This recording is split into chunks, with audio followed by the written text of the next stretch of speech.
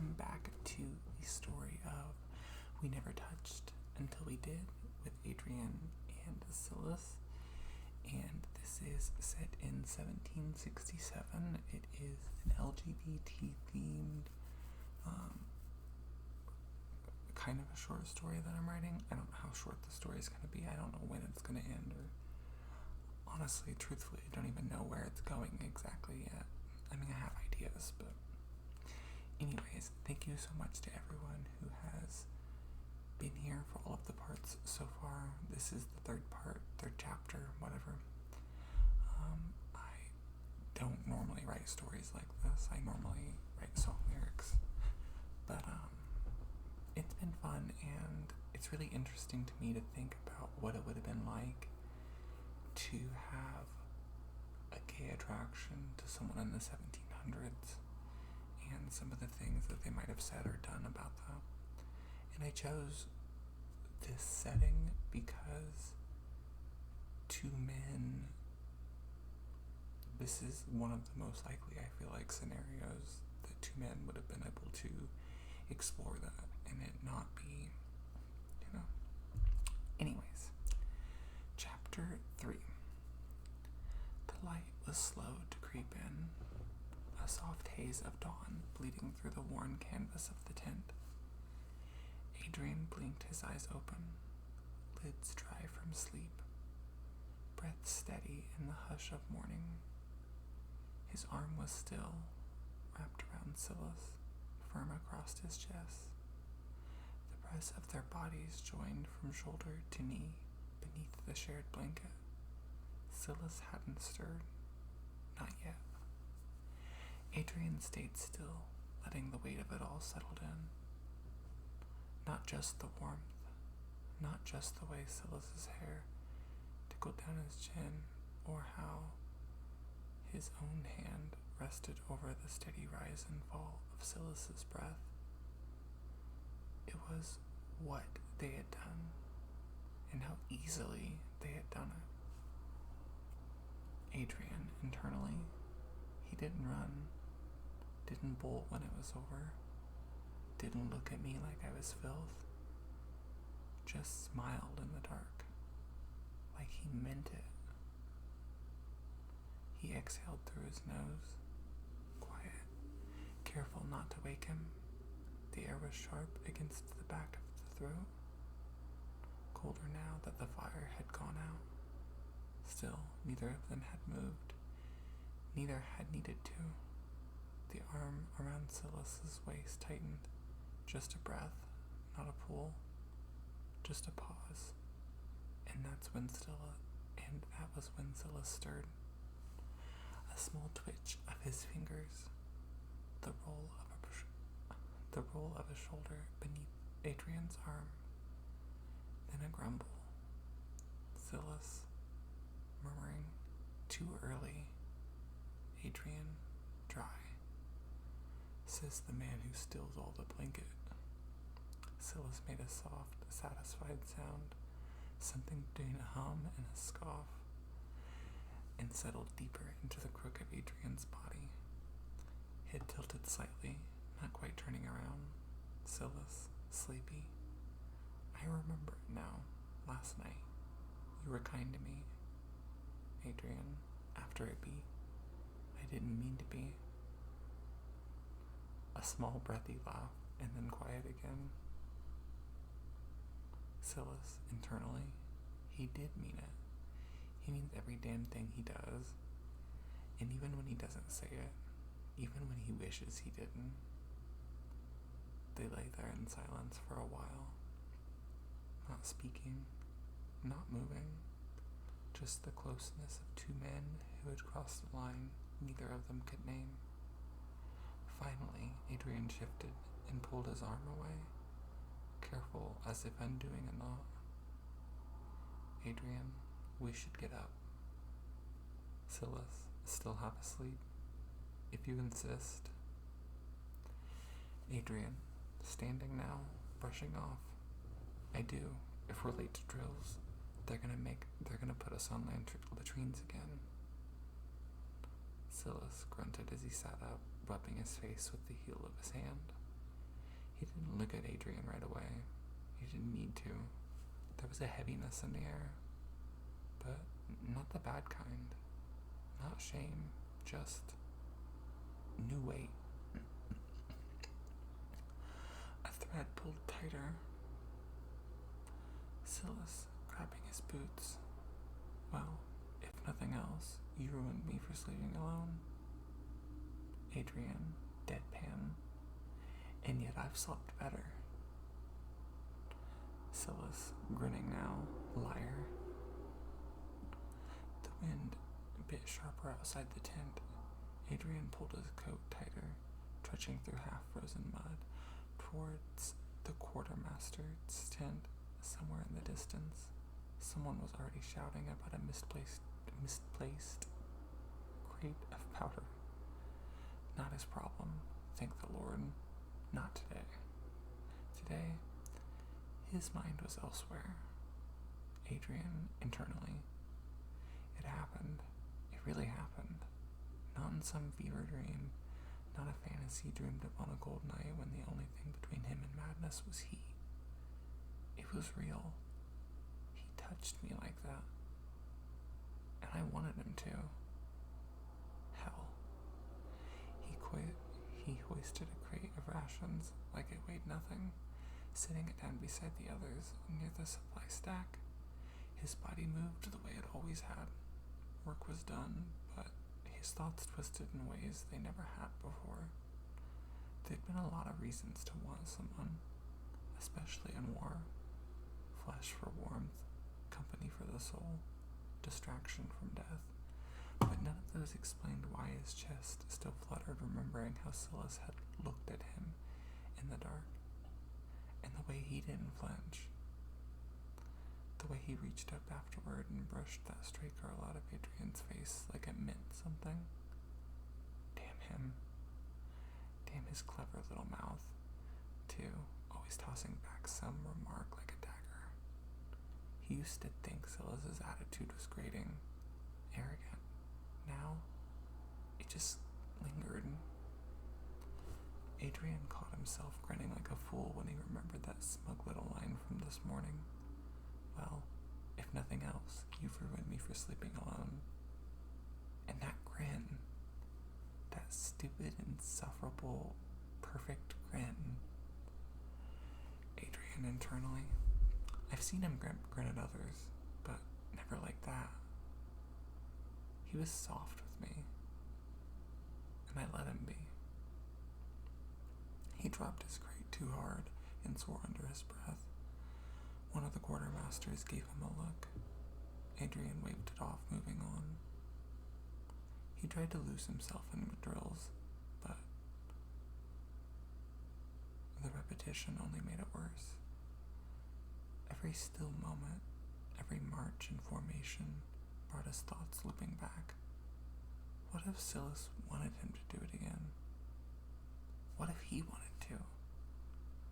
He shoved the thought away. It didn't matter. It couldn't. But still he found himself checking the shadows for what they had dismissed. Not because he craved another warm body, but because Silas would be there. Talking too loud, saying something clever, sitting with his knees drawn up like always, jaw clenched in thought before he noticed Adrian looking and ruined the whole thing with some sarcastic throwaway line. Adrian internally. I used to roll my eyes at him. Now, I keep looking, hoping he'll say something dumb just to hear the sound of his voice again. Damn it, Adrian muttered, slamming the butt of the musket and down into the dirt as they paused for midday break. He rubbed his hand down his face, hard, like it might clear it all away. This was just war, right? People clung to each other out here. It didn't mean anything. It didn't have to. He sat down on a stump to eat, chewing without taste. Boots still caked in slush. The sun hung low already, cold, bright, against the trees, and all he could think was, I wonder if he's cold. I hope he kept his coat on. told him to. The sun was too damn bright when Silas stepped outside the tent. The air cut colder than before, sharpened Silas's lungs. Silas sniffed, rolled his shoulders, forced himself into something that looked like composure. The camp was already stirring. Shouts, shuffling boots, steam rising from tin cups. Silas nodded at someone who passed as he offered a lazy smirk, the kind that usually made people think he didn't care about anything at all. But inside said otherwise. Silas internally. What the hell was last night? No, not what was it? I know what it was. I meant, why did it feel like that? He kicked at a patch of slush and muttered something about the weather when a younger soldier asked or tried to strike up a conversation. It wasn't him to dodge talk, but he didn't trust himself today. Not with the way his mind kept drifting. He still felt it, the echo of it, the weight of Adrian against him, the arm around his chest, the quiet way he had held him there after, like it mattered. Silas ran a hand down his face and shook it off, mostly. Then again, not really. Silas internally. He was kind to me, gentle even, not soft. I don't think Adrian's got that word in his bones, but he wasn't rough with me, not like I deserved. He tightened his grip around his canteen and made his way to morning drills. Joel already cleansed. Joel already tensed. Later, after they were cleaning muskets, Silas sat cross-legged on a crate, oil and soot on his fingers, arms bare to the elbows. Across from him, two soldiers argued about a card game from the night before, something about cheating, something about missing coins. Silas wasn't listening. Silas internally. He wanted me. Didn't just take, didn't push. He looked at me like I was worth touching slow. And when his breath hitched, a flicker of heat pooled low in his stomach, not sharp, not urgent, just enough to make him need to shift his legs. Silas internally. Stop it. Not here. Not now. He grabbed a rag and busied himself, scrubbing harder than necessary at the barrel in his hands. Someone made a joke across the way, a crude one, and Silas gave a bark of laughter. More reaction than amusement. Old habits. Let them think he was fine. Let them think that nothing had changed. At midday, he lingered near the edge of camp, eating bread that tasted like bark. A few others sat nearby, but no one bothered him. He liked it that way, usually. Today, though, his eyes wandered to the path where Adrian might come back down, to the tents across the way, to nowhere in particular. Silas internally. What if it didn't mean as much to him? What if he just needed it? I'm not stupid. It's war. We're all half out of our minds. Still he held me after. Still he didn't run. Still he looked at me like he meant it. He rubbed his hand over his knee, restless, and shifted again when his trousers started to feel a bit too tight. His mouth twisted. Silas internally. God help me. He hadn't even touched me there, just everything else. He looked down, cursed under his breath, and grabbed his coat to cover himself better. There was no fixing it, not really. Not the ache, not the way his body remembered every inch of Adrian's. Not the fact that it was his voice he kept hearing in the back of his mind. low and rough, right in his ear. "You alright?" someone asked in passing. Silas waved him off with a grin and a shrug. "Just bored," he said, tone light. "Might start an uprising. Keep things interesting." The others laughed, and Silas laughed with them. But his eyes wandered again. Back toward the tents. Back toward him. Silas internally. "I wonder what he's thinking about. I wonder if he regrets it, or if he's hoping that I do. I don't. Not a damn second of it. Not the way he held me. Not the way he came apart inside me like he trusted I wouldn't break." Silas swallowed and looked down at his hands. Calloused, restless, colder now without something to hold. Silas internally. No one ever touched me like that before. Not like I was worth something. The tent flap rustled. Silas stepped inside, arms a little stiff from drills, and hands still smudged faintly with powder and soup. He saw the outline of Adrian first, coat half off, bent over by his cot, rubbing at the back of his neck like he'd been carrying the world. Silas grinned before he could stop himself. "Look what the wind dragged back," he said, kicking off a bit of dry bud off his boots. "You miss me? Or did the cold finally bully you into retreat?" Adrian looked up, the corner of his mouth twitching into a tired smile. It was a tactical withdrawal.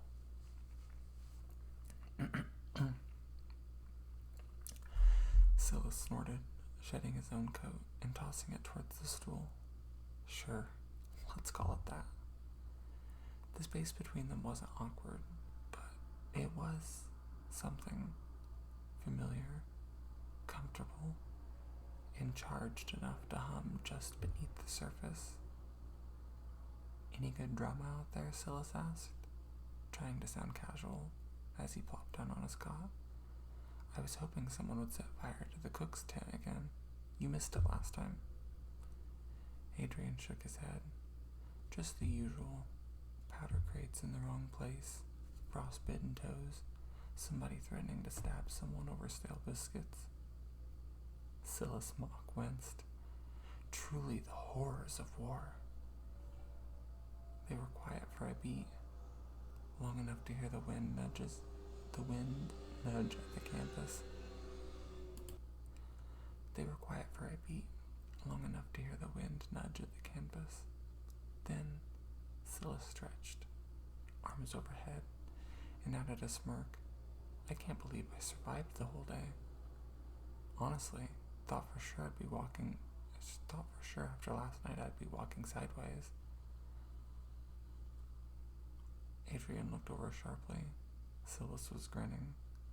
That lazy, devil-may-care grin that usually meant he was stirring up trouble for fun. Adrian rolled his eyes. "You're unbelievable."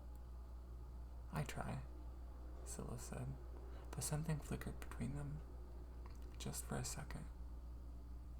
The words hung in the air, not as a joke, a reminder. They both felt it. Silas shifted, suddenly quieter.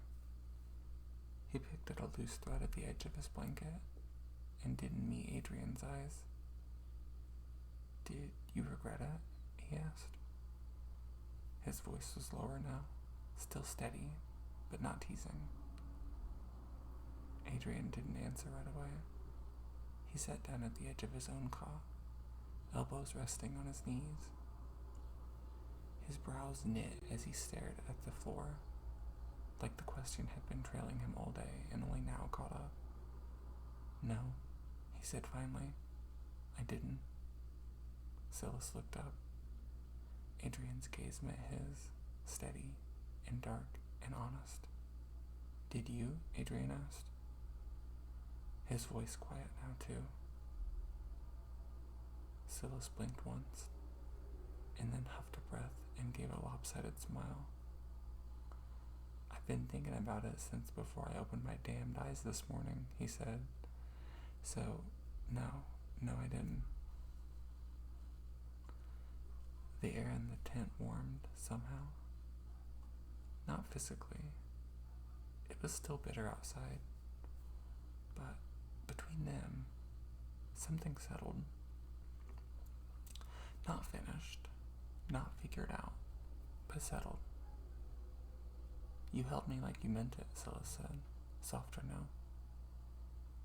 I didn't think anyone ever would. Adrian didn't say anything at first, just reached out, slow, careful, and rested a hand over Silas's. I did, Adrian said. I still do. Silas didn't answer. He didn't need to. He turned his hand, placing their fingers together. The silence that followed was the kind that didn't need filling, just breathing, just being. The fire outside crackled low. Somewhere beyond the tent, a horse whined.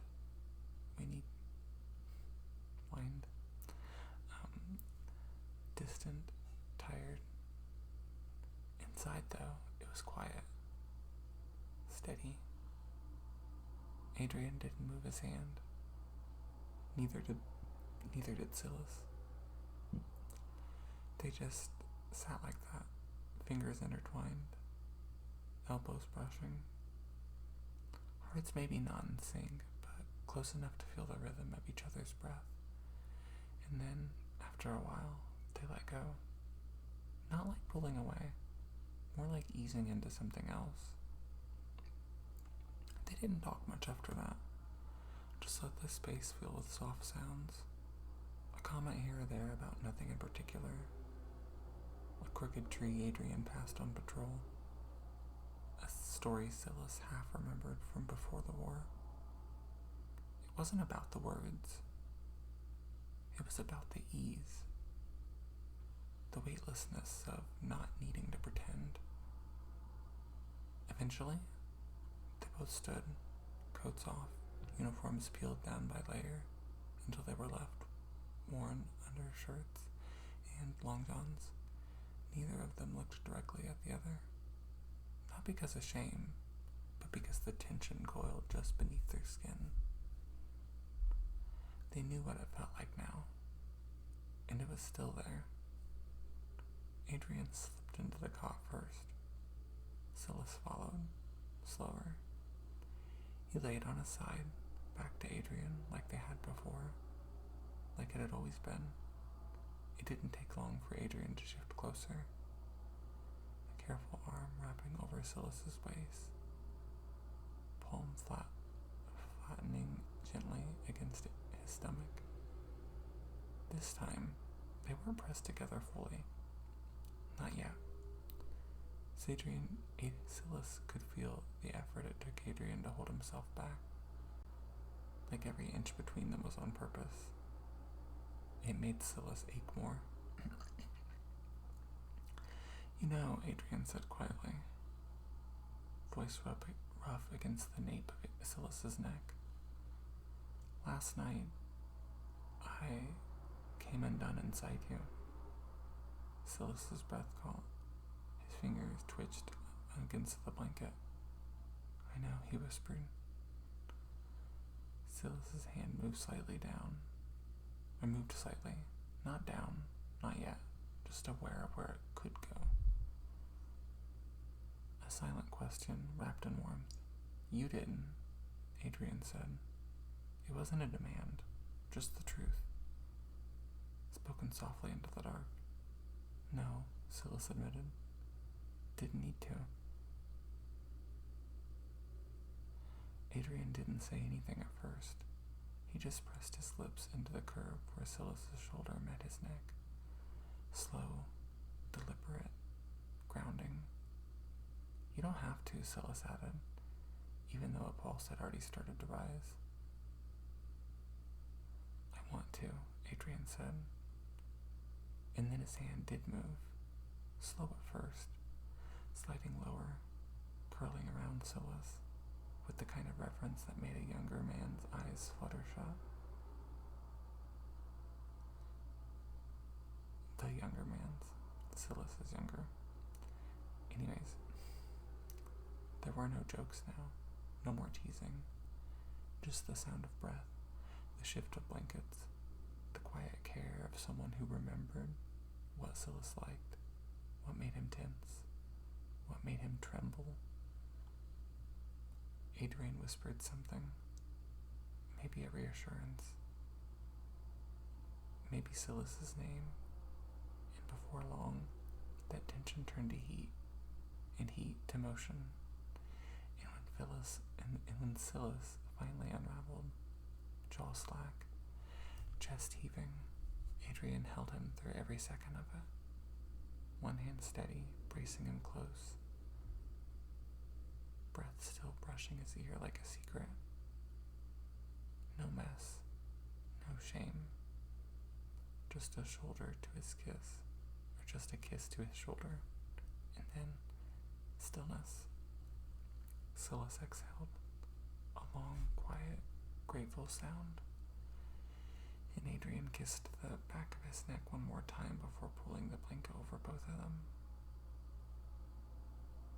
Silas shifted slightly, drawing in a breath from his nose.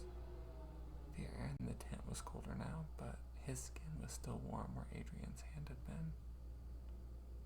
"You didn't have to do that," Silas did, voice hushed but clear. Behind him, Adrian's fingers flexed faintly on Silas's waist, not pulling him closer, just there, steady. "I know," Adrian said. "I didn't need to." A pause, but I wanted to. Silas was quiet.